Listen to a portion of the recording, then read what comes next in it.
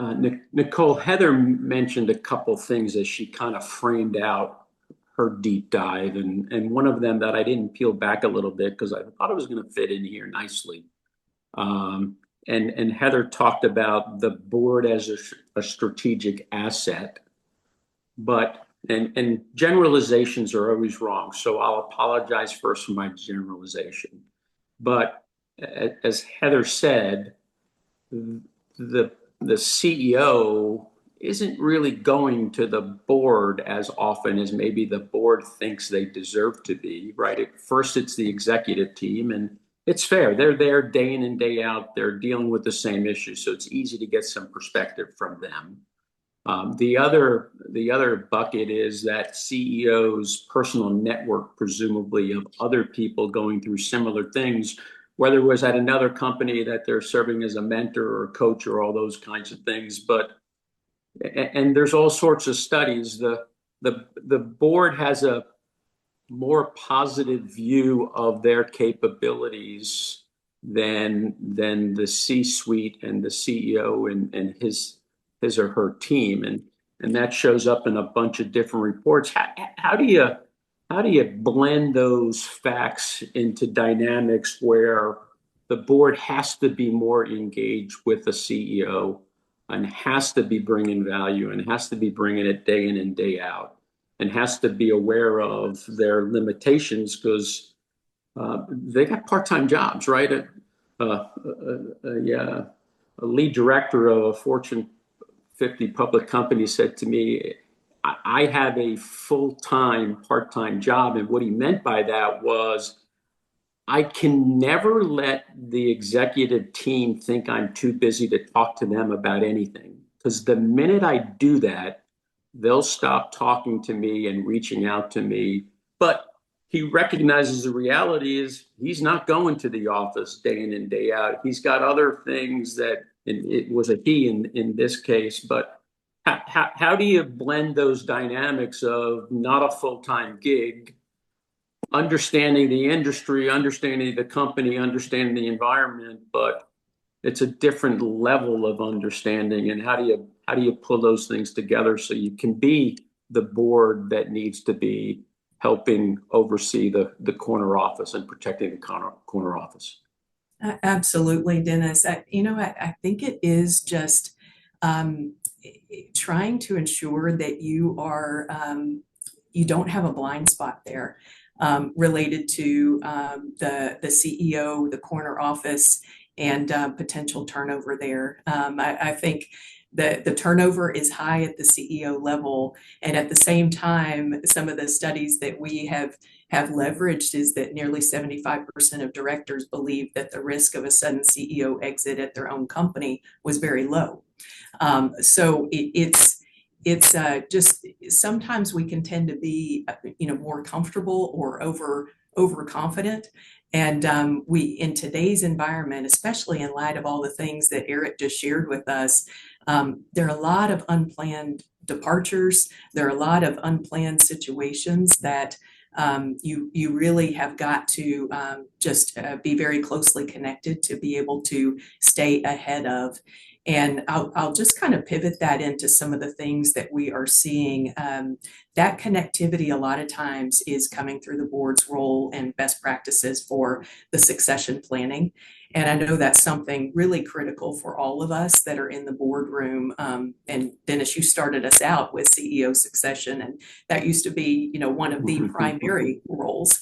But if we look at just that strategic process, and it's something that we see as a continuous, just ongoing living process today. It's not really a one-time event that we have seen in the past. So we see that probably 3 to 4 major areas that we see covered in that succession oversight.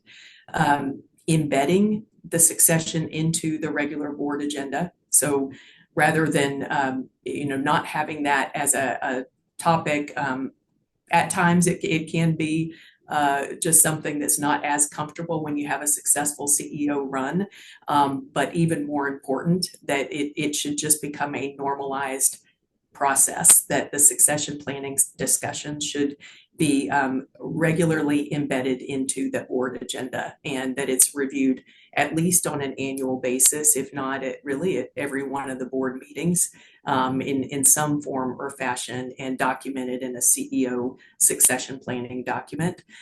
So we've seen a lot and really CEOs themselves becoming even more engaged in the planning and prioritizing that as well. So just ensure that your board, your institution has an annual succession planning review and meeting, and that documentation and the pipeline of those successors as well. The second area that we have seen is really addressing the long-term and the emergency succession. In light of today's environment, that really is two key areas that you've got to have documented and well thought out. The planned succession, and that's probably more the traditional area with CEO retirement, or maybe at the end of their contract in a few years, and you want to groom that next successor. But the board also should have that unplanned succession. If it's sudden resignation, if it's illness, if it's removal, or some of the other scenarios we've talked about today. So we found that nearly half of the boards do not forecast the actual risk of turnover, even as they update those plans. So that's something that boards should really explicitly discuss.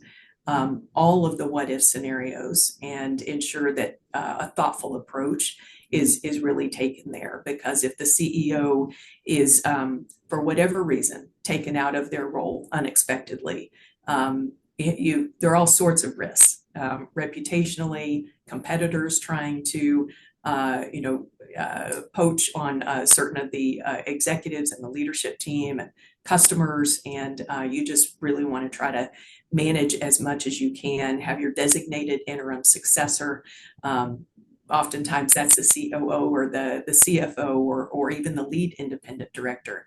But that's really a wise move to have that designation and to have that documentation. So in your plan, ensure that emergency CEO replacement protocol is documented and well thought through, so that you can respond immediately with those liaison duties. And the final area, I would say, in the succession process, is just developing that internal talent and options. So you really want a situation where there are multiple internal CEO candidates over a period of time, and that's a critical role that the board is playing. You want to have at least one that is a ready successor today, and then a couple of near ready prospects.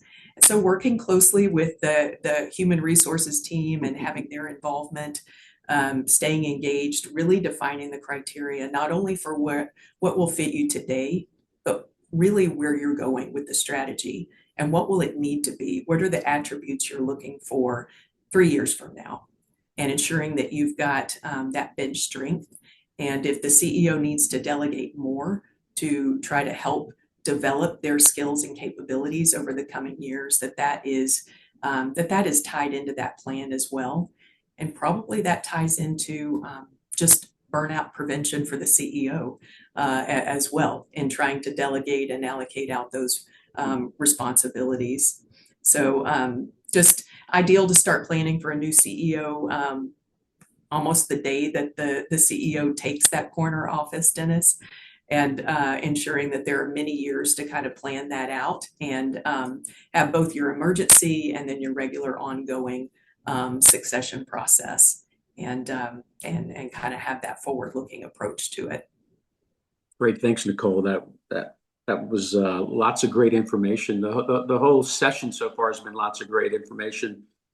Heather, I consciously didn't ask you about that third point. The board is a strategic asset, because I thought it would fit in nicely after Nichole kind of set up her perspective. But care to react and share some perspective from where you sit and where you engage?